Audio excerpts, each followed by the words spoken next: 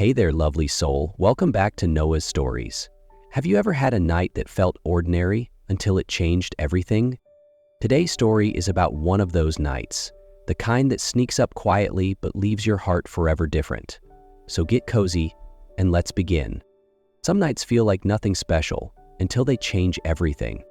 For Rhea Carter, tonight was just another night on the long list of nights she had to survive.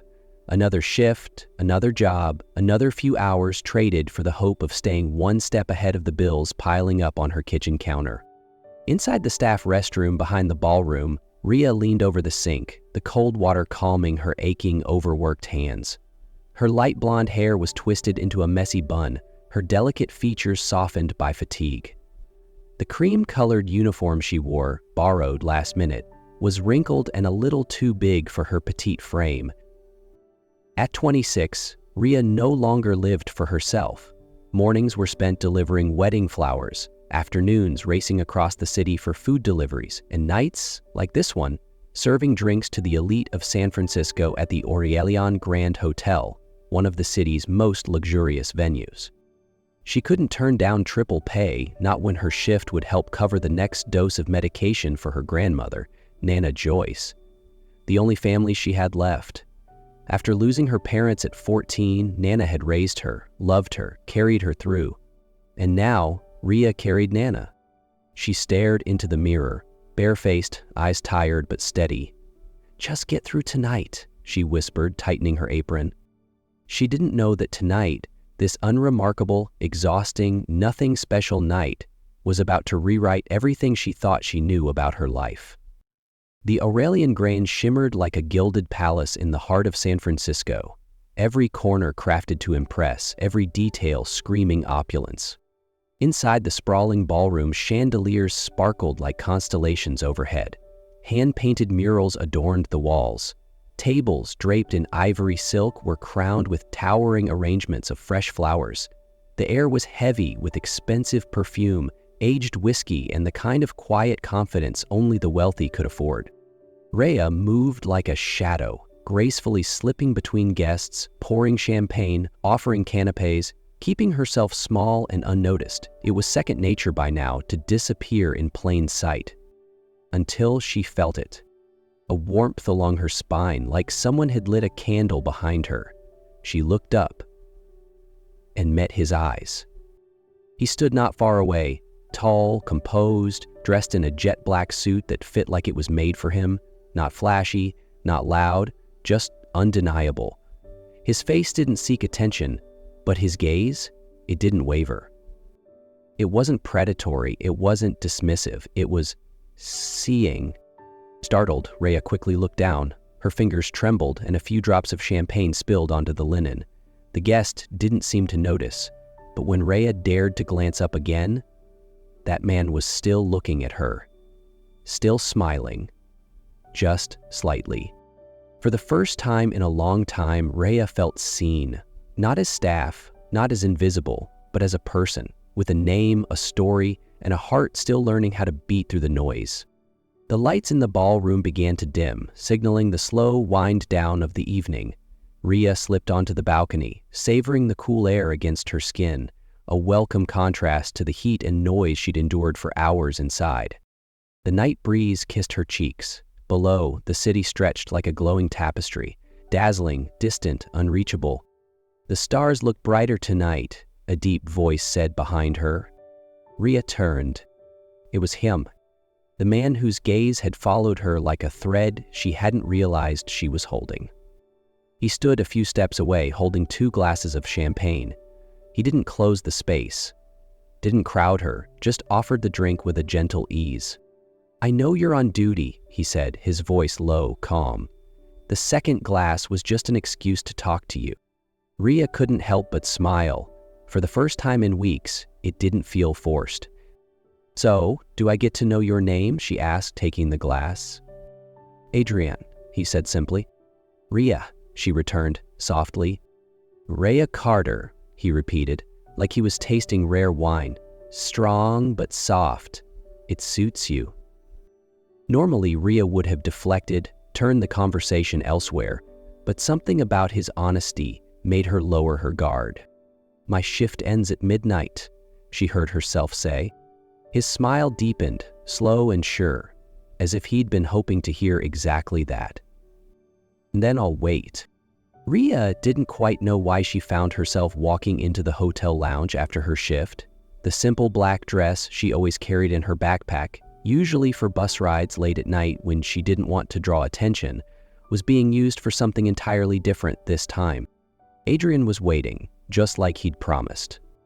Gone was the sleek tuxedo. He wore a crisp white shirt and dark jeans now, looking more casual but no less composed. When he saw her, he stood, and the way he looked at her made her heart stumble. They talked for hours, 3, maybe more, about small things, street food, music, childhood memories, and then deeper things, her grandmother, the dreams she'd shelved in favor of survival. He shared pieces of his life too, how he'd lived in half a dozen cities, never staying anywhere long. He didn't talk much about work, and Rhea didn't push. Eventually, they wandered into the moonlit garden behind the hotel, where jasmine bloomed in quiet abundance. A soft rain caught them by surprise, sending them laughing into a wooden gazebo. She was soaked, curls clinging to her cheeks. He didn't say anything, just watched her, his eyes warm and unreadable. "I should go," Rhea whispered, voice barely audible over the rain, but she didn't step back. "Only if you really want to," Adrian replied, stepping a little closer. His hand found hers, a light touch, gentle and tentative. He gave her space to retreat, but she didn't. Their first kiss was soft, like a question. The second was an answer. That night, for the first time in a long time, Rhea let her heart speak. The rain still fell in soft whispers as they left the garden, walking side by side in comfortable silence. Adrian gently lifted his jacket over her head, a quiet gesture that made Rhea's chest tighten. There were no plans, no spoken intentions, just the moment when he caught her gaze and silently asked, "Come with me?" and she nodded. The boutique hotel stood on a quiet corner, tucked away from the city's noise. Inside a room scented with sandalwood and bathed in amber light, they undressed.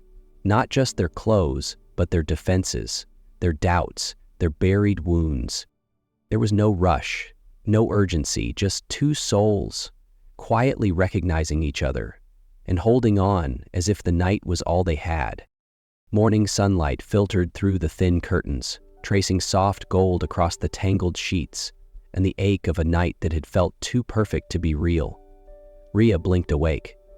It took her a moment to remember why her chest felt so full and so empty. She was alone. The pillow beside her was still warm, but the sheets had been smoothed. She glanced around.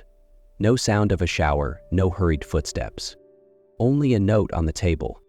"Some dreams are worth chasing beyond one night. A." Below it, a phone number. No name, no promises, just a whisper of something unreal, lingering. Rhea held the paper tightly, then sank back into the bed. She didn't know how to feel. The night before, Adrian's gaze, his gentleness, the way he never rushed her, it had all felt real.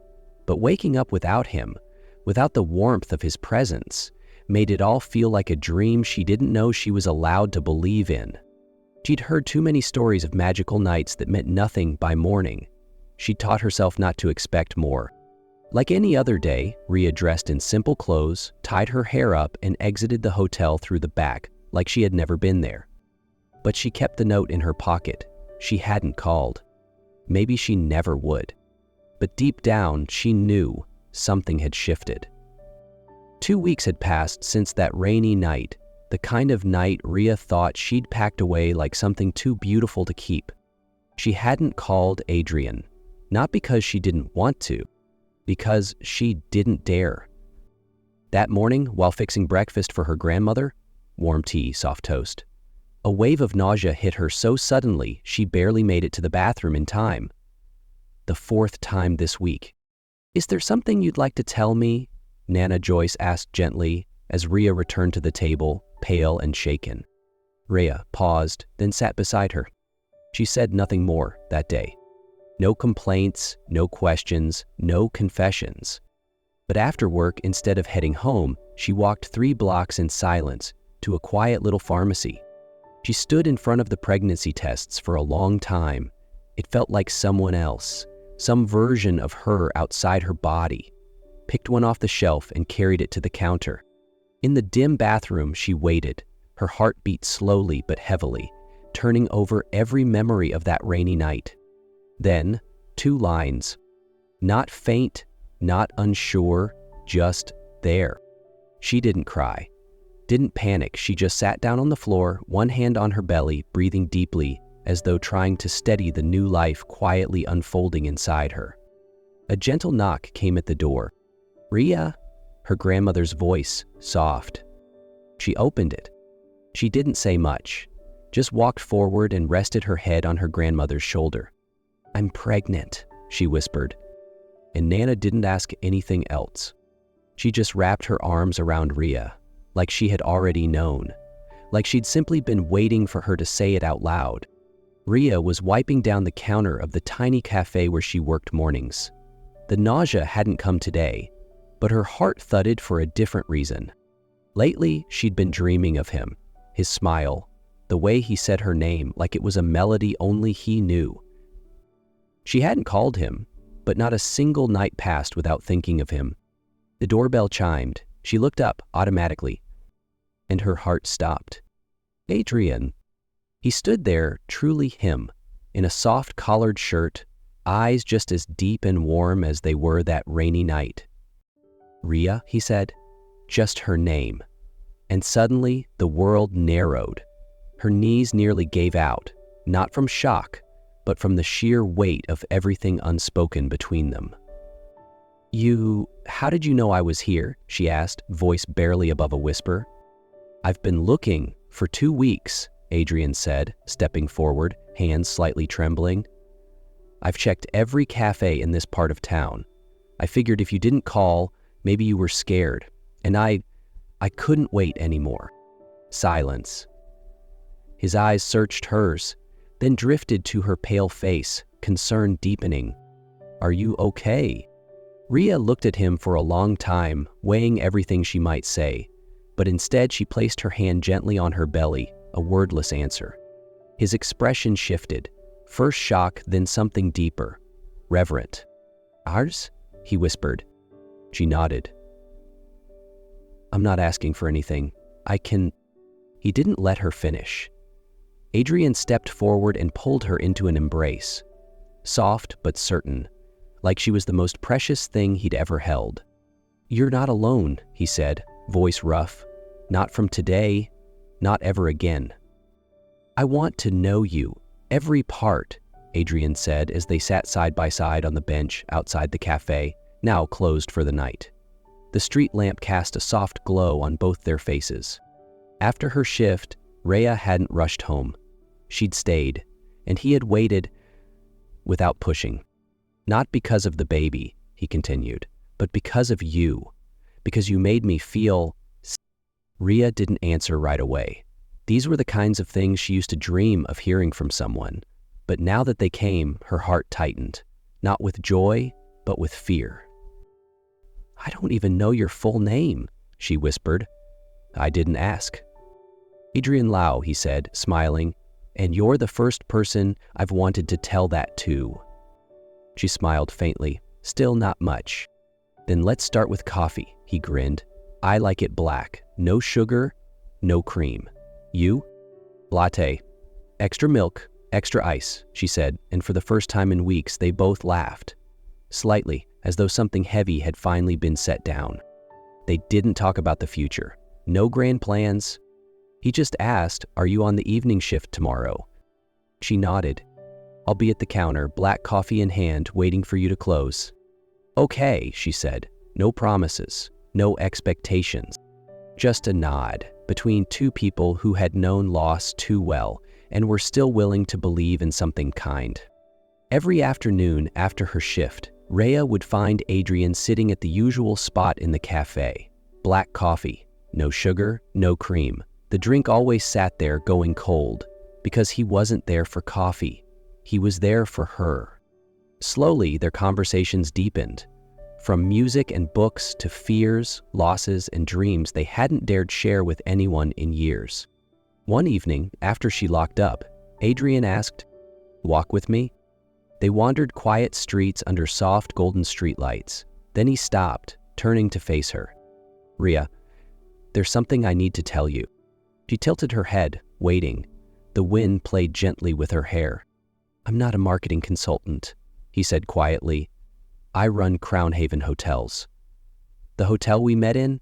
It's mine." Silence stretched between them. Rhea didn't speak, just looked at him, steady, unblinking. "I didn't lie to deceive you," he continued, voice low. "I just wanted to know if someone could see me, not my title." The heartbeat. Then she said softly, "So am I talking to Adrian Lau or Mr. Lau?" He chuckled. "Just Adrian, the guy who likes iced lattes too sweet and listens to you talk about your grandma all night." Rhea smiled, just slightly, and shook her head. She didn't say, "I trust you," but when they kept walking, she let her hand brush against his and didn't pull away. Sometimes trust doesn't come with big words. It comes in small, silent gestures. Like that. After the night Adrian told her who he truly was, there was no distance between them. No one walked away. No one needed to hide anymore.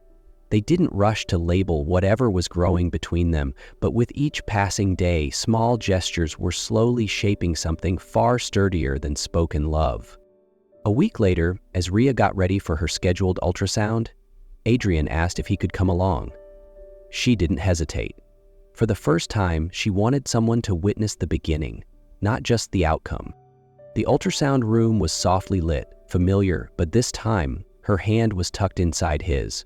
As the technician applied the gel and began the scan, Rhea drew in a breath. Then, sound. Fast, steady, fluttering, one tiny heartbeat. She'd heard it before. Alone. But this time, she wasn't alone. Adrian stared at the screen, lips parted, heart stilled. Then, another rhythm joined, lighter and faster, fluttering like wings beside the first. The room fell into hushed awe. "That's right," the technician smiled. "Twins." For a second, time stood still. Adrian looked at Rhea, his eyes glossy and alight. Rhea didn't smile or speak, but the tears that slid silently down her cheeks said everything. He squeezed her hand and leaned in, placing a kiss on her forehead. No promises spoken, because the vow was already written in his eyes. "I never thought I'd carry an entire universe inside one person," he whispered. "2 heartbeats, and you, that's all I'll ever need." Rhea guided his hand to her belly, where 2 miracles pulsed in perfect rhythm. For the first time in her life, she wasn't afraid of what lay ahead. She felt a family forming. That evening, after they left the clinic, Adrian brought Rhea to a place she'd never been. A small cottage on the edge of the city, nestled behind rows of whispering trees. "It used to be my mother's summer home," he said, unlocking the door. "I've been fixing it up ever since I found out you were pregnant." "I wanted you to see this place," Adrian said as she stepped in, "because I hope this could be our home." Dinner was simple, just pasta and warm berry wine. But when dessert came, the silver tray didn't just carry pastries. It held a small velvet box, deep green in color. Rhea froze. Her hands trembled slightly as Adrian rose, walked over, and knelt in front of her. "I don't have perfect words, and I'm far from perfect," he began, voice low but steady. "But I know everything in my life began to make sense the moment you stepped into it." He opened the box, a delicate, slender ring catching the golden light like a quiet promise. "Will you marry me, Rhea? Be the mother of this family. Be the last hand I hold. Every morning, every night." She didn't cry, but her eyes shimmered with unshed tears. She nodded, just once, and that was enough.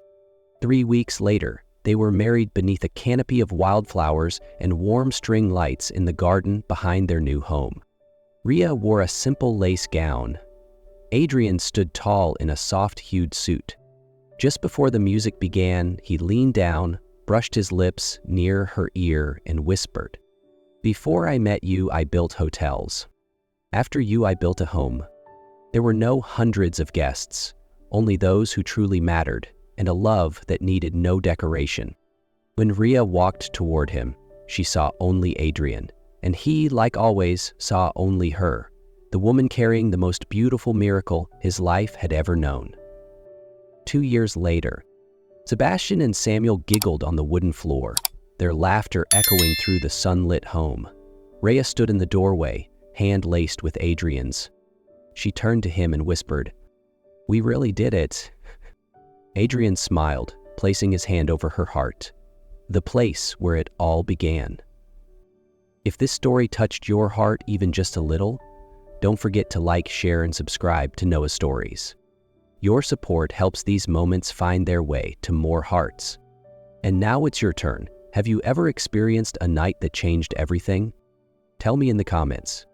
Until next time, take care of your heart. You never know when a simple night becomes the start of something extraordinary.